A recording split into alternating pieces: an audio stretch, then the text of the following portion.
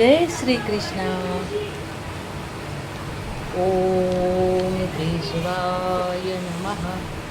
ओम नारायणाय नमः।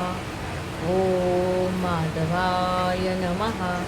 ओम गोविंदाय नमः। ओम विष्णवे नमः। ओम मधुसूदनाय नमः। ओम त्रिविक्रमाय नमः। ओम श्रीधराय नमः। ओम वामनाय नमः।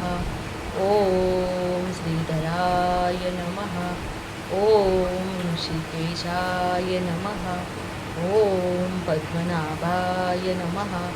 ओम दामोदराय नमः।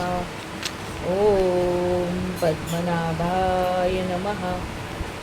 ओम संकर्षणाय नमः। ओम वासुदेवाय नमः।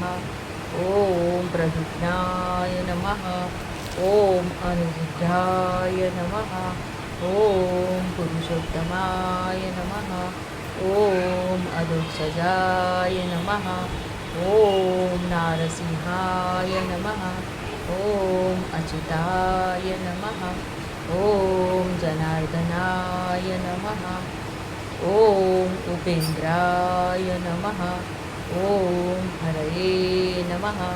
ओम श्रीकृष्णाय नमः। बरं का बालमित्रांनो, आपल्या अधिक महिन्यामध्ये आपल्याच्याने काही नाही झालं तरी आपण फक्त हे 24 नावं जर कृष्णाचे आपण रोज म्हणले तर आपल्याला खूप पुण्य मिळणार आहे.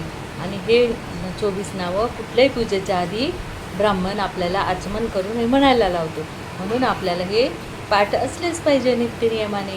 म्हणून आपण हे रोज म्हणत जाऊ आणि मग नंतर आपण गोष्टीला सुरुवात करू.